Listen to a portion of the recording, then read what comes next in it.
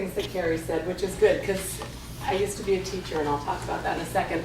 But it's good to spiral through material. It's good to hear it once, then hear it again, then have somebody else repeat it, because oftentimes once you get a message a few times, it sticks a little bit more.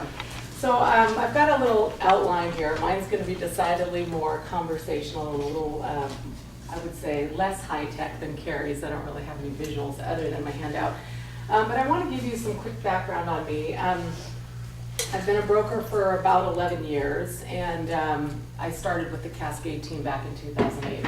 So for my first 4 years, I was with Windermere. And you know, through many of these years and through the worst market we've ever seen, right? I sat where you guys are sitting and I listened to Carrie and talk about things that we could do to build our business. And I kid you not, so many of the things that you've said have stuck with me, and so many of the things absolutely worked.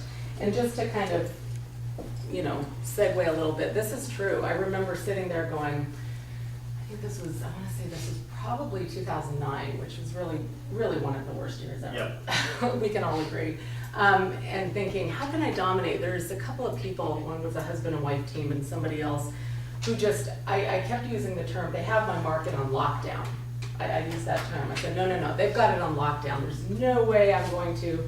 And the truth of the matter is, you know, they don't have it on lockdown. That's what I'll say, because their market share has gone a little like this, mine's gone a little bit like this with some of the things we've talked about with our business model and that sort of thing. So just a little bit more background so that you can kind of understand when I talk, I use a lot of terminology from teaching and counseling. I used to work as a college teacher years ago. I was an academic counselor in Division I football for a few years. So I have this interesting background that I think is a strength. I decided to think that it was a strength for real estate.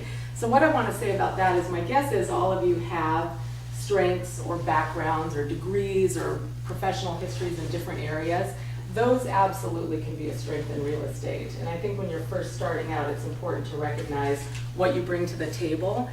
Oftentimes when I talk to new brokers and try to help them develop their business, I hear them say things, well, I've only sold 2 listings, or I just have a couple of buyers. And I say, you know, don't focus on what you don't have or what you haven't sold or the fact that you aren't some top producer at this point.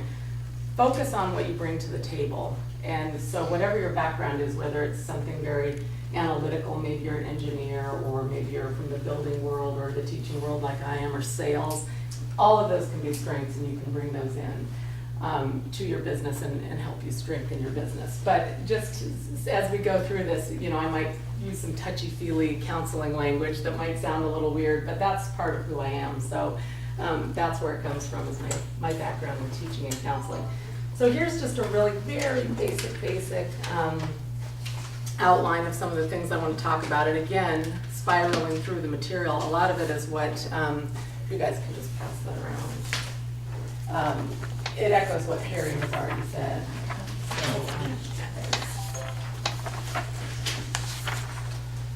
And then also as we go through this, just ask a question at any time or stop me and say, clarify, what did you mean? You only have to explain that. I'm happy to make this very interactive. I always find that when I'm in a group like this, there's a whole lot of great ideas and experiences in the room. So feel free to share some of those or to ask me questions. I hope there's enough. I can make copier and I cross my fingers. Do you want me to make some more? I think we have enough, but I just want to. We need a few more. Well, there's more coming. Okay. Thanks. I think they're not like, it's not like a groundbreaking handout. I know it's pretty fantastic stuff. All right. Okay, so at the top I have a little sentence. It's just one little sentence, but it packs a lot of stuff in it, and it's a lot of what Carrie said. Have a plan and work the plan, even when you think it's not working, even when you're busy, okay? So exactly what Carrie said about really landing on something, and I'll talk about what you're landing on in a minute. Landing on something and formulating a plan, that is a huge part of it. And then actually continuing to work that plan, as painful as that might be. There is a financial investment oftentimes, at least with some of it. There is that feeling of, gee, I'm sending this out and I'm not hearing anything back. What's going on? What's going on? Keep going. I mean it, keep going. It will pay off. It will pay off. And then on the flip side, and I hope everybody gets to this point, when you get so busy and so overwhelmed working in your business, right? In means you're taking buyers out and showing them, ramping up a listing, meeting photographers, whatever you're doing. You still have to find that time, that Marketing Monday or whatever, to work on the business. So there's in your business and on your business. So even when you get busy, you've got to keep your systems in place, okay? That's kind of the overall little umbrella sentence of this whole presentation. Okay, this first little section, pick a geographical area or farm and stick with it. I am really saying exactly what Carrie said, and like I said, hearing it more than one time is a good thing. It's not really repetition more than it's reinforcement. So I feel like personally, and a lot of this is my own personal thing, and you want to tweak whatever I say to fit your needs, your personality style, who you are. My feeling was I had to sort of connect to an area geographically, and what happened was my husband and I owned a horse boarding facility out in Sultan, of all places, and then when we had our first child, we moved into Woodinville, and we very deliberately moved to Woodinville because I was madly in love with Woodinville. I just thought, oh my God, here's a town that every other person seems to have a horse, or at least they have some land. It's beautiful, there's gorgeous, you know, high-end property, and there's mid-range property and all of that stuff, and I just love the whole sensibility, trails everywhere. So I connected to it because I was just in love with it. I didn't grow up there. I didn't particularly know a whole lot about it. It broke my heart a little bit. The horses were sort of going by the wayside. It seemed like every time a horse property came for sale, somebody who didn't have a horse bought it and just wanted a bunch of land, but that was okay. I still connected with the type of property that was there. So I knew for me, on a couple of levels, that was going to be where I would focus my energies. I would absolutely focus it on Woodinville because I loved it. I lived there. I was willing to put the time in, do the analytics to get to know the market there. And, you know, again, it's not where I grew up. And so I made this choice, and I really landed on that area as my farm, as my market. And then also for somebody else, like, you know, I knew, for example, my kids would start to become part of the community. When I first moved there, my son was 18 months old, and so we weren't that connected with the community, but, you know, I knew he'd be in the schools, and that would even take on more of a life of its own. Become a student of the geographical area. So what I mean by that, I don't love, and this I guess goes back to my counseling and education background, I try to stay away from the word expert. I'll hear people say that a lot, you're the Woodinville expert, and I'm like, no, to me expert means you sort of are at the end of your learning and you sort of are done. I've arrived. So I always say be a student of the area and of the market, because honestly everything changes, right? For those of you in the room that lived through 2008, 9, 10, 11, nothing stays the same. Amen. Yeah.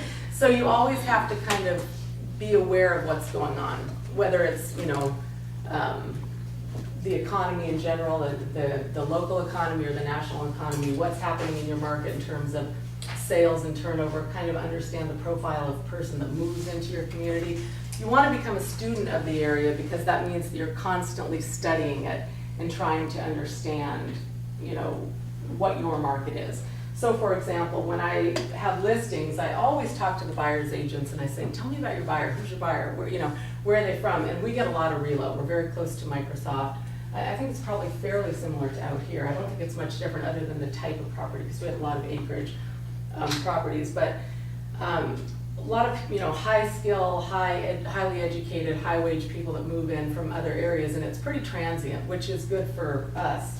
It means there's a lot of turnover. You know, somebody buys a house and then 4 years later they go to, you know, Silicon Valley and they move out and they sell the house. It's all good. So you're studying those things about your market and trying to understand, you know, where the clients come from and what the profile is of the client, in addition to the type of property.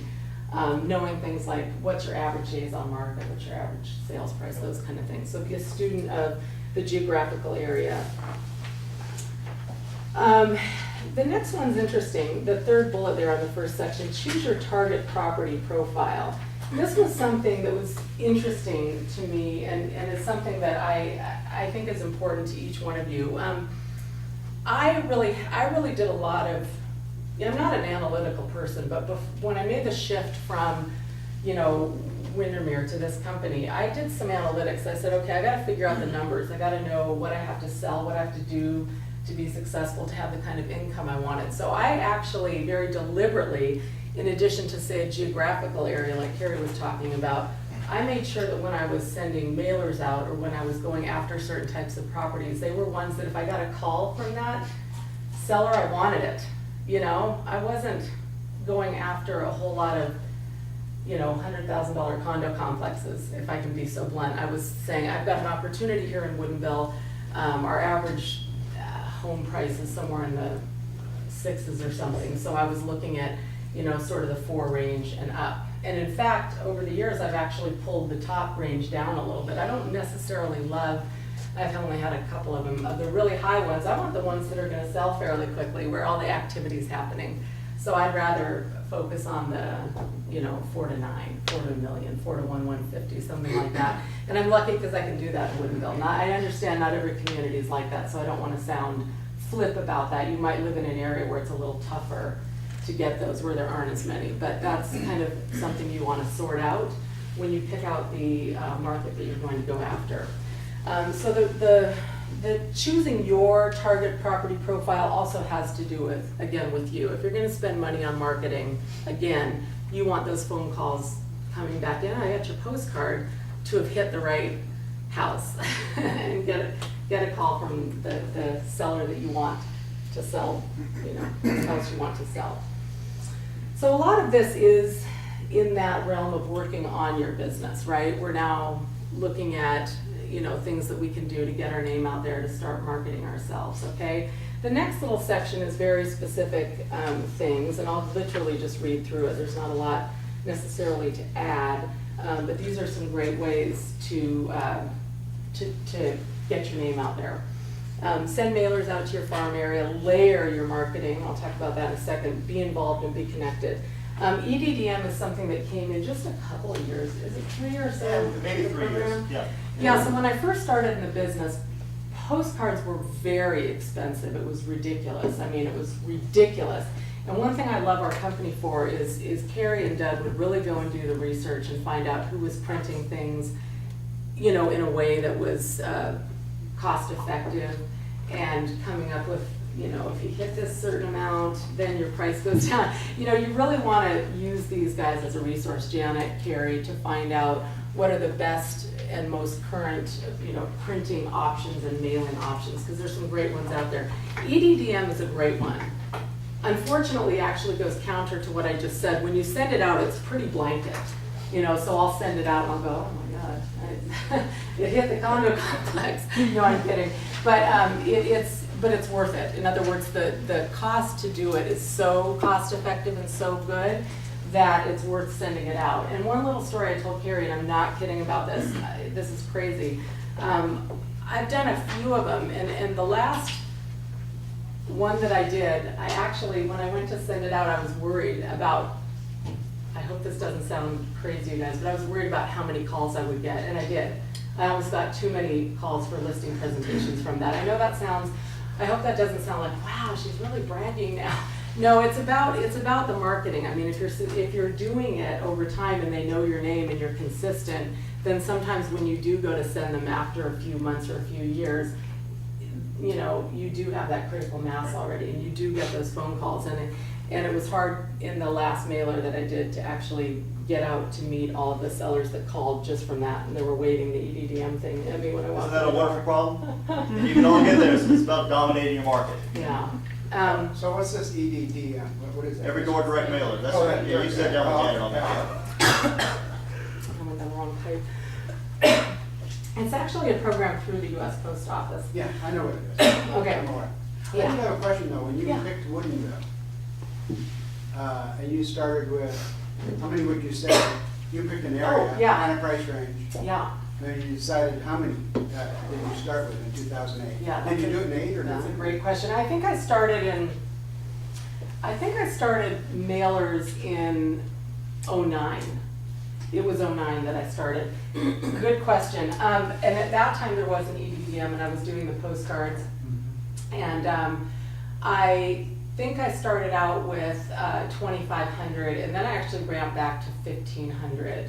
And we were able to find one that was, one meaning, you know, an online print company that was pretty cost effective. It was like Got Print or something. Yeah, that's what we still use. So Yeah. was that per month? Yes, We were doing yeah, it was $50 per month. per I month. would have wanted to do it more, but I was Start. like, I can't budget more than once per month. And I did it once per month. Yeah. And I did it like 4 months in a row, and then I sort of skipped, and then I got back to it again and that kind of thing. And then I was consistent after that. And there were definitely months, you know, those first several months where I was like, oh, nobody's calling me. Oh my God. But the story I tell, and I love this, and it's true, part of the problem, not to, well, it takes a while. It takes a while to get your name out there, but part of it also, not to, you know, deflect any whatever from me, but it was an awful market then. It was awful. I can't even tell you. If you made it through, if you were selling real estate, and I will admit, I had another job then. I was a full-time college teacher. Actually, I was a part-time college teacher, trying to just pay for my marketing practically and keep myself afloat. And my husband was looking at me like, golly. I did. I had to have another source of income, you know, 8, 9, 10, when the market was terrible. I mean, that is unprecedented, that market. So I was glad to have something else to fall back on. And again, that I feel fortunate for that. You know, that was a lucky thing for me to have that. So just to go a little further, you Yeah. stayed right with that group? That Yes. particular group? Yes. And just continued with that? Yes, I did. That's a great And then you question. slowly started to grow it after that, or are you still at that number? No, actually, that's a great question. Thank you, because I think I was going to go and answer that, and then I forgot. That was the time when you had to get like a data list of addresses from your title company, and you still do. Those are still a great thing to do. So I actually went to my title company, and I sort of said, I want, you know, and they helped me. They said things like, well, don't you want people that have owned it a few, you know, X number of years already? You don't want to try to mail it out necessarily to somebody who just bought it in the last year, right? So there were things like that, you know, we were looking at like assessed value, geographical area, how long they'd owned the house, that kind of thing. I was also looking at houses that were on, I think it was 3/4 of an acre and up, just because I love that and that's my interest and all of that stuff. So yes, thank you for that. That was, so EDDM is the opposite, right? It's like, here's this whole area and we're gonna hit everybody there, and it's super cost effective. The other one is a lot more targeted and deliberate, and you're saying things like, I wanna pick this route. And that was what I was doing back then, A, because the EDDM wasn't available, and B, because I really did believe in that top section there. I wanted to make sure that whoever I was sending these out to was somebody I wanted a call from. And so now I do more of the EDDM, and I do a little bit more of the radius postcard, like just listed, just sold. So that kind of puts me in a little bit different area. So Yeah. you've created, but that name recognition is what I've noticed. The Cascade Team now has some name, has name Yes. recognition in lots of different locations. Yeah. Wouldn't it be better to start in an area where the name recognition is already established, as opposed to a cold turkey? It was tough. Was it tough in the I beginning? can talk to you about that, because I was excited and nervous, but that was a big, that's exactly right. That was a huge shift, and I can, you guys, you and Yep. Doug could tell stories about how, yeah, I mean, I sort of brought it to Woodinville, right? Nobody else had been doing that, and there was a lot of that in the beginning. There was a lot of, who are you? I've never heard of you. And I'm like, you will. You just had to have that belief. I mean, I truly, truly agree with what Carrie's saying here. Expect to kill it, and keep going and do everything that you need to do to kill it, because you will, if you stick with it. To that point, I mean, it wasn't that long ago when we started the company in 2006. Nobody had ever heard of it, it was a brand new company. Yeah. And I dominated Snoqualmie Ridge, and it was, I knew this was gonna happen. And, you know, Diego was a lender at the time, and lender there, he saw, boom, boom, boom, and then came on. You know, when Matt came to the Squaw Highlands, we had 0 listings in the Highlands, 0. There's been done 100+ transactions a year for 3 straight years. It's about, you just have to believe and commit with blind faith, and it does not fail. But you've got to. What I think is interesting is, I just did a for sale by owner presentation. And I get into their kitchen and sit down, and here's a bunch of our mailers sitting there. Yeah.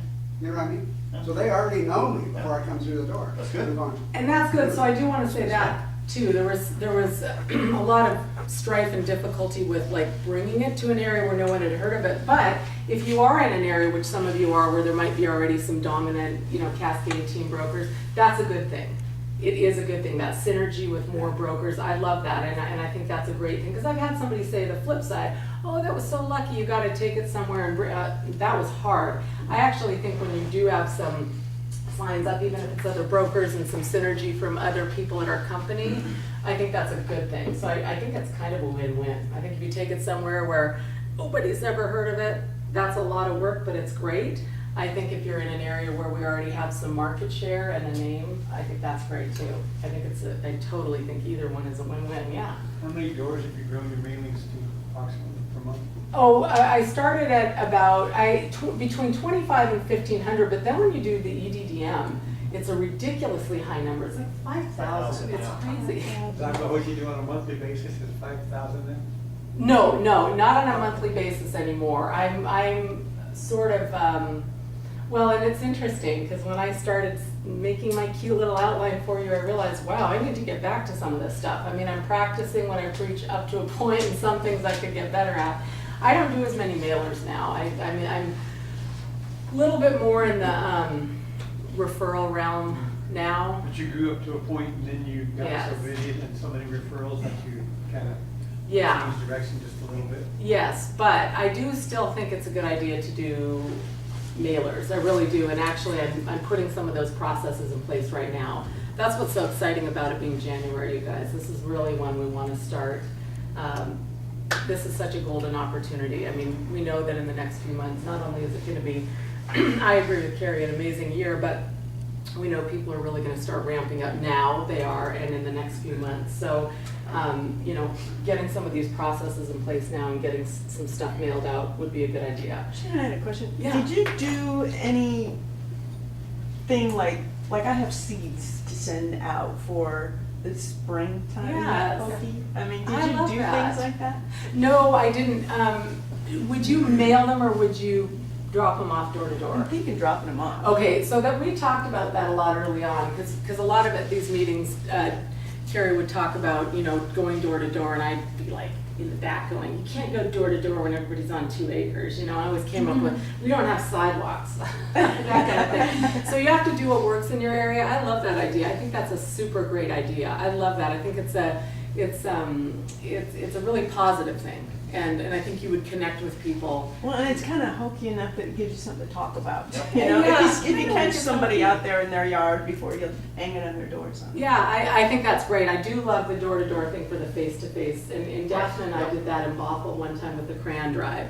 We took some of the postcards around, and I love that. And I thought, wow, I don't feel like I have an area that's conducive to it, and that's okay. That's fine. But I love that idea, and I think that's a great idea. And I think you do, and I'll talk about this a little bit later, but when you connect to somebody at a level that isn't just all about, like, I want to sell your house, you know, somebody who's a gardener or somebody who, you know, loves to get in the dirt. For me, it's a horse person. You know, that is such a great thing. That's worth its weight in gold. Okay, so I've got a list there, you know, the postcards with the targeted, that's what I was saying, talk to your title people. Carrie's got some great information about that.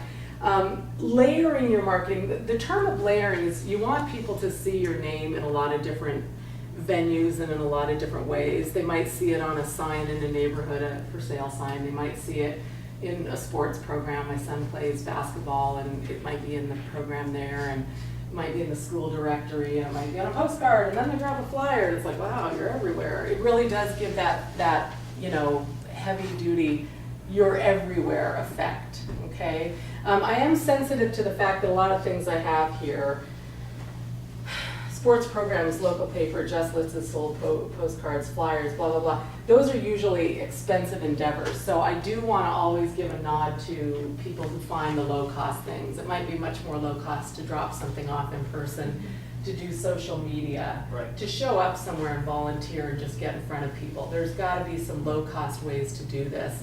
And social media is sort of at the top of the list there. If you guys are into that, I think that's amazing. I don't do a lot of social media. I told Carrie that. I just have a weird thing about getting in front of sort of my sphere of friends and family and talking about business. I'm a little bit more, I separate that. Plus I'm always very much about Woodinville, and a lot of my family and friends live in Seattle and West Seattle, and I don't want to sell houses there. I'll refer them, but you know, I'm doing it my way, which is very much about my geographical area. This is silly, local paper. I don't know if you guys, does anybody live in an area that has a local paper that, what area? Snoqualmie. Bellevue, Yeah, Bellevue. Like a little. the Bellevue Reporter. Yes. So we have the Woodinville Weekly. What's yours? Oh, okay. I remember saying to somebody, I'm gonna put an ad in the paper. And they thought, oh my God, what year is this? They felt like that was something from the 1950s. But if you understand your market and you know that people look at those and you know that it has a little bit of cachet in your neighborhood, use those, they're great. We have the Woodinville Weekly, and you know, it has worked wonders for me, that thing. And that, if nothing else, it's just, oh, there's Shannon again. They know that I haven't gone away or started selling cars or anything. They know that I'm still doing real estate. So the paper is just a great reinforcer, and I love it. And you know, it's a lot of money, again, until you start selling. It was funny, in the beginning it felt like a lot of money. Now it feels like if I don't do it, it would be ridiculous, and it doesn't feel like a lot of money, because you kind of have to go with that idea, gee, if I just get one listing out of this, you know, it more than beyond pays for itself, or a buyer, or maybe a list and a buy, you never know. So you do want to, again, keep going with those things even before you know they're working.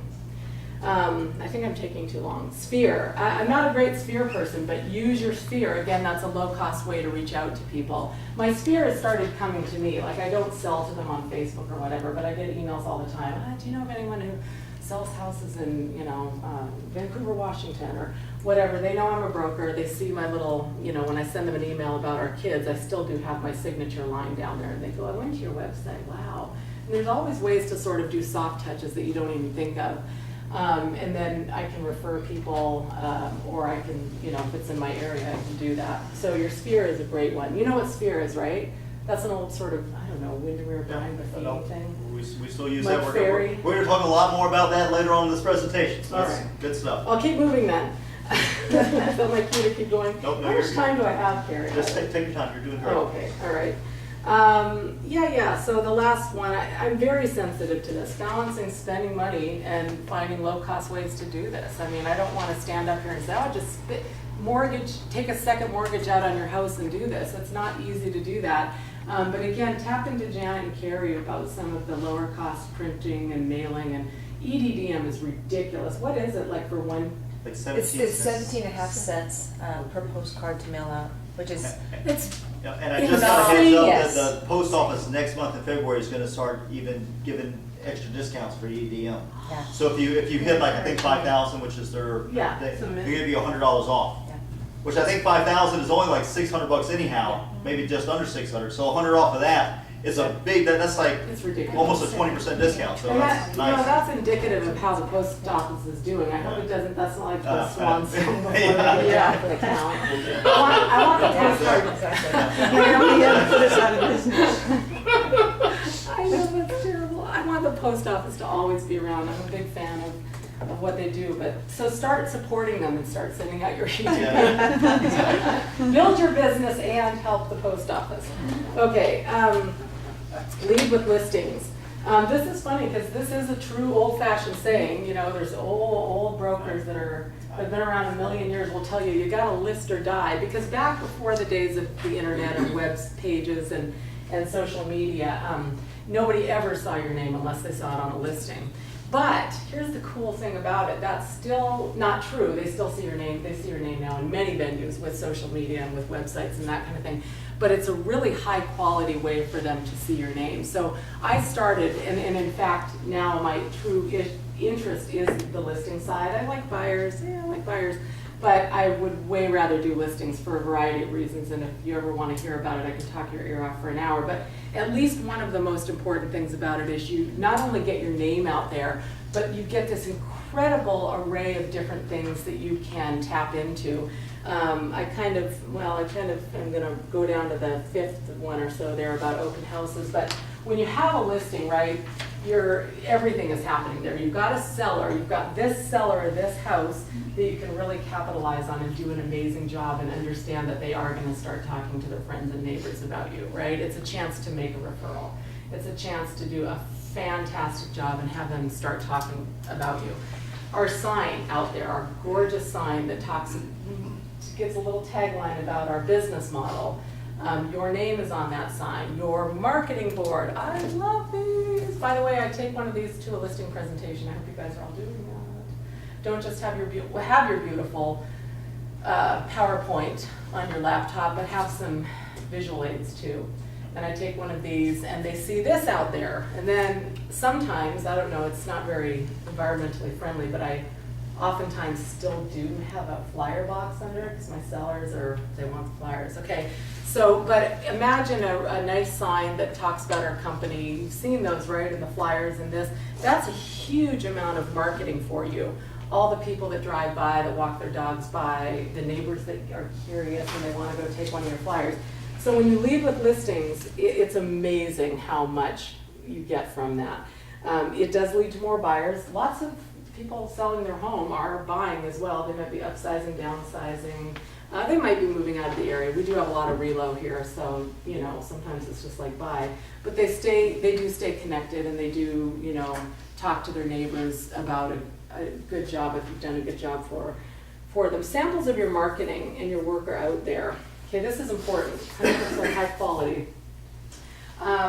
When the market was awful, and I did manage to get a couple listings in 09 or 10 or whatever, it was amazing to me how in 2012 or something, they'd pull out a flyer from a house that I sold in 2010, 2 years ago. They had the flyer, it was all crumpled up, but they still had it.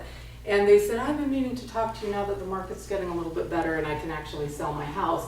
And the important thing to me was if they had that flyer, that flyer was amazing, okay? This is, again, I'm gonna talk about spending money again, but I used, and we have such great tools at our company, just really tap into them. I've worked with the same photographer for about 9 or 10 years, and his photos are amazing. So those show up on the flyer. The flyer's high quality, it's nice paper, it's double-sided, it's color. Yes, of course, that sounds like a lot of money, but one thing you wanna do if you're a little bit slower, or even if you're not, is go find a local printer who will work with you and do things for you at a very great rate. I've got one that I went to her and I said, look, if you give me time, I will build my business and I will always come to you and you'll always have my business. And she gives me a ridiculously good rate. And I love her, she's worth her weight in gold. And so I might spend a little bit more on the bit heavier paper, and I make sure all of my flyers are double-sided in color, not because I think that's gonna maybe sell the house more, but because I know that my seller wants to see that. The neighbors that grab them are very impressed, and the person that holds on to it for 2 years and then calls me up has it and is impressed with it and is comparing it to other ones. So do have your stuff be high quality, and again, when you list, you're actually putting a lot of stuff out there to the community. I love the listing side of it to build your business. Any questions at this point? Okay, I'll kind of start moving through quicker. Master the listing presentation. Kerry, when he does these and has people come in and talk about how to do a great listing presentation, have you done some, Marissa? Have you done those? Yeah. Go to those, go to Marissa's, listen to Kerry. That is a great way to, find out how to, when you're sitting in front of somebody, really maximize and utilize all the tools. The presentation. We have one of those classes coming up soon, so. Yeah, the PowerPoint that you guys give us is phenomenal. Use it, understand it, be comfortable with it. I found myself for a while going, oh, I don't need that. I can just talk. I'll just charm them with a funny story or whatever. No, don't do that. Use the PowerPoint, because it is amazing how much we do in this program for this listing for the commission structure. Let's be serious. And what I come across a lot, and I'll talk to anybody about this, and I'll talk a little bit about it later, is I'm very competitive by nature. So when somebody brings out the question, well, what am I not going to get since you're only charging 1%, or how can they do it? How can you only do it for? I love those questions, because if you really pair it up with your materials and your wonderful PowerPoint that the company has provided you with, and a good, solid delivery, it's really going to be hard for them to say no to you, to pick somebody else. I can promise you that. If you really bring it and you understand what you're saying when you go through the presentation, right. If you really show them the whole thing and point everything out to them, they will be floored and they will hire you. I really believe that. So I made a mistake for a while, I got away from it, and then I said, nope, I'm gonna be doing it now every single time. I might, edit, go through it a little, parts a little bit quicker than others, but use it because it's really powerful. So do, really practice it. Practice it on your friends, your spouse, whoever, your dog. Just get it out. And, make sure you're comfortable with what you're going to say and how you're going to deliver I it. sold my dog like 4 homes. Yeah. That's fine. Yeah. Okay. So I kind of went through all those bullets. When I talk about the second bullet under master the listing presentation, have a script or at least have answers. I hate scripts. I mean, I don't know if you've ever been to some of those trainings where people say this when they say that. You want it to be a little more genuine and organic when you answer a question. But I will say, I was kind of being a little facetious before about that 1% thing. You will get that question. You will get it rammed down your throat where they say, what am I not getting? Or what aren't you doing? And my favorite answer to, I don't even know what the question is. It's something like, how can you do it for 1% when they are doing it for 6%? I said, that is not the question. I say that to them. I go, the question is, how are they still getting 6%? And if you're considering paying that, I don't say you're an idiot, but I let that hang. Yeah. No, I really do, because I feel very, very comfortable in saying that everything we do here at this brokerage and with what we offer, with the technology that we have, everything Carrie and Jan and Doug have put in place is everything somebody needs, and add in a competent broker. That's all that they really need to sell a house. Somebody who can price it correctly, who can negotiate, but you've got all the tools. And again, I really mean that. Be ready for some of those questions and come with a really confident, positive answer. Don't be as flip as I am. I've been at it too long to not be flip about it sometimes, but I try to be more pleasant than I'm sounding right now. Okay, open houses. I'll go through this. I keep saying I'll go through it quickly, and then I talk more and more, so I will go through it quickly. So open houses are amazing, and I'm going to kind of, do you want to come in? Yeah. There's a chair. You can use mine. There's one in the back corner. There's Okay. a corner. You never know. But Vanessa doesn't bite, but she does have a mean left hook, so just. Thanks. So I'm going to flip down to the third bullet there under open houses, and this again goes back to Carrie and how much I think of this brokerage and how much I think of him. We were sitting in a class like this back in the trough of the market, and you were so funny. You said, just do open houses. I don't care. Just take a book with you if nobody shows up. Take a good book and go to and do an open house.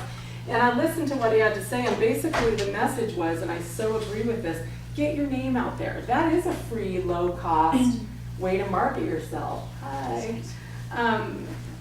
If you do an open house, you are obviously serving your seller, which you have to do and you want to do. And then you are putting all those A-boards out, put more out than you could care to. Take the shower a half an hour earlier than you meant to so you can put extra A-boards out. That's what I always tell myself. And it really is such a great way to meet people. I am not kidding you. I joke with my husband about this all the time. When I do an open house, at least once during the open house, somebody comes in and they make a beeline and they go, I'm not really here to see the house, I'm here to talk to you. And they just want to know about how's the market doing, how's Woodinville doing, how's this house doing, do you think you'll get your list price? They're interviewing me right now, possibly, potentially, maybe not. Do you go knock on the neighbors' doors when you have an open house? I don't, but I do know a lot of brokers that do that, and I think I've that's done it fantastic. and not done it, but I kind of like doing it. It works great in a PUD in a very small neighborhood. And what's nice about it is show up to your open house at least a half hour before your start time, which is typically 1 o'clock in the afternoon. Get there, have an item of value, free home warranty, which we provide with all of our listings. Knock on the door, let them know that you're having an open house, hand the flyer for the house that you're working on, the house flyer, and go around and invite them to your open house. And it's a great way to pick up more sellers, and it's a great way to have a conversation. They know you offer a free home warranty, they gave you the flyer on the house, invite them on in. It's like having a party. And most it of them works want to well. come, and most of the neighbors come anyway, and it's Yes. like, I always wondered what she did in here. You know? It works well. Yeah, that's a great suggestion, great Yeah. question, thank you, and a great suggestion. And again, that just shows people that you're working. They see that you're working, you're out there, you're putting your face out there, you're working. I like doing it. Yeah, so those are great opportunities to meet with people and to really service your seller and get more listings and potentially get an interview essentially. Okay, referrals. So the next two really are about referrals, and that is just when you get to that point where, you know, phone's ringing and you're hearing from people that Bob referred you and you just sold his house, or so-and-so was a buyer and they recommend you. You know, you've gotten referrals before, I'm sure, those of you that have been at it for a few years, and it's such a great feeling. It's just such an endorsement of your business, and it is so nice. They will, just do a great job. I mean, basically, do a great job. If you do a great job on the business that you have in front of you, you will get referrals. Having said that, to bullet 2, ask for referrals. You want to let people know that that is a hugely important part of your business, and do let them know, you know, when you're finished. I'm going to be kind of going back and forth between the last two. Let them know that you would love to get a referral from them if you know of anyone else. I'm very, very low key about this, and I don't know if sometimes I'm too low key. I'm not the oh by the way person, the one that's going to bring it up in conversation very regularly. I will talk about it kind of a little bit right after we close the sale, and I know that all of their needs have been met. All of their needs. There was Brian Buffini said do it kind of in the middle of the deal and then do it at the end. I don't do it in the middle because I don't want them to think I'm focused on anything other than them, but that's a personal thing. I'm not saying don't do it, I'm saying you have to do something that's genuine and comfortable for you. If you start doing stuff and you think, oh, this feels weird to me, probably means you want to pick a different time to ask for it. I do it at the end when everything's over with and I know all their needs are taken care of. People know that people are pretty savvy. We have really, you know what, we have such highly educated buyers and sellers. They're very savvy. They watch HGTV. They know everything about house hunters and all of that stuff. And they do know about referrals, and they do know that that's how, they're either just savvy business people or they've seen a few of those shows. They know, and they will give you the referrals. I really believe that it happens naturally. You know, co-opt your vendors. Carrie talked a little bit about this. You know, make sure that if you're referring people, they're referring you to, and you know, you can say it a little bit more, maybe forward to those folks. I've given you 12 clients in the last 4 months. Do you want to send some my way? The thing I love about referrals really is the last bullet there on the part that says referrals. It's not just getting the business, it's that you come with an extra layer of, wow, she knows what she's doing. Oftentimes I think when people don't have a connection to brokers, they interview a few and they hope they made the right choice. I hope I made the right choice. And those who maybe didn't do their due diligence won't necessarily, they'll get a little hinky in the middle of the deal. I love clients that tell me, I'm interviewing 5 people and then I'll make a decision. I'm like, great, do your due diligence. You need to do that for yourself. You need to turn it over every which way, look at it from every angle, and answer every question you need to. Because when you decide you're going to list with me, I want to make sure that you're committed, right? You don't want somebody that's like, I'm going to give you a try for a couple months and see if something terrible happens and then move on to the next person. You want somebody who's committed, and the people that do their research are the ones you want to work with. So the nice thing about referrals is it shortcuts a little bit of that. Their friend that they respect and think highly of said you did an amazing job. So then when the going gets tough and they have to do a price reduction, they believe in you. They think you are the right person to lead them to the correct way to sell the house. This is very much, I've already said some of this, so I'll go through these quickly. Take advantage of a successful closing. I'm down there at the bottom. Referrals, again, it's all about referrals. You know, thank the client for their business. Let them know how important they are to you because they are the cornerstone. Your past clients are the cornerstone of your business. I said this already, do an amazing job. You know, close the deal, ask for the referral. Get a testimonial. You know, do take a little time for yourself when the deal, again, is fully done and all their needs are taken care of. They can go onto our website and do a referral. They can go to Zillow. They can just email you one. And then hopefully they'll also give you a referral as well. But testimonials are nice. The other thing too, big time that I ask my clients to do is, would you mind in the next few months if I gave your phone number or email, and which one would you prefer, to folks who are thinking about listing with me to maybe contact you and find out how I did? I always ask that ahead of time because I don't want anyone to get a call and go, oh, I didn't know so-and-so was gonna call and grill me about you. But a big part of my listing presentation focuses on, and I didn't even talk about it before, so let me say it now, is really offering, and in fact, in sometimes insisting that they get a few contact emails or phone numbers from me to talk to my past clients. You want to feel very comfortable that they can talk to anybody and everybody who's ever sold a house, you've ever sold a house for. That, the proof is in the pudding. I do have some folks that will just the fact that I've offered that is like enough for them. But then I have ones, like I said, that do their due diligence, that follow up and ask, and that's again another way for you to build a really strong connection going into it and having them hear from someone other than you.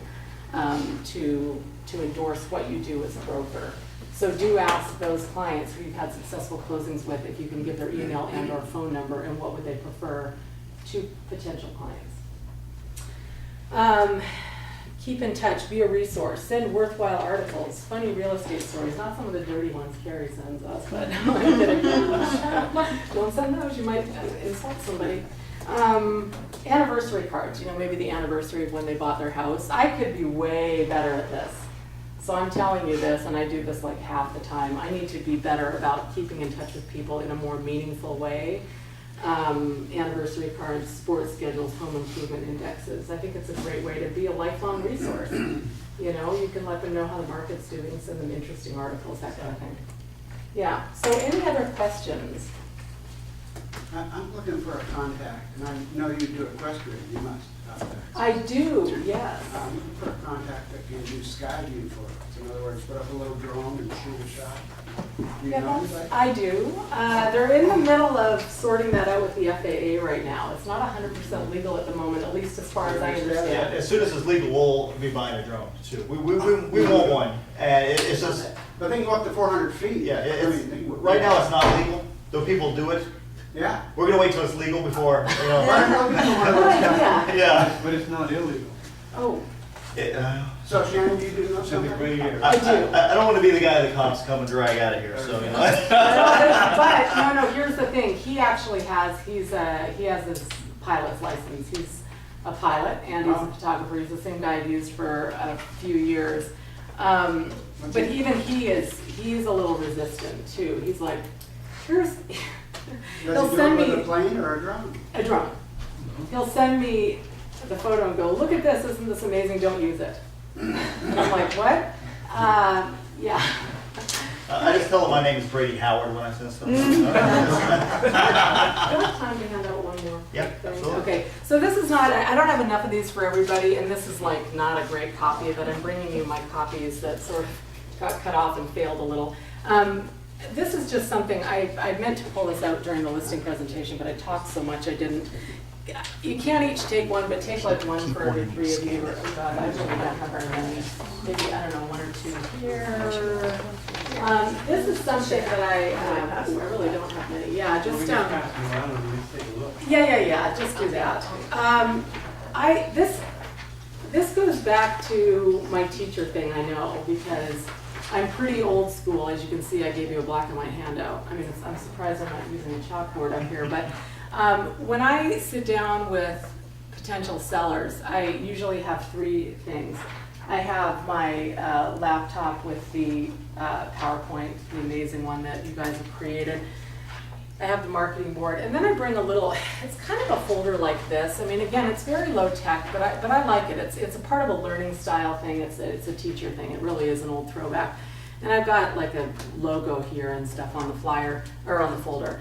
And then in the folder, I have a flyer about my program. I have a sheet with testimonials. I have a couple samples of flyers, and then I have like my 5-star Seattle magazine. There's like a handout for that they give you.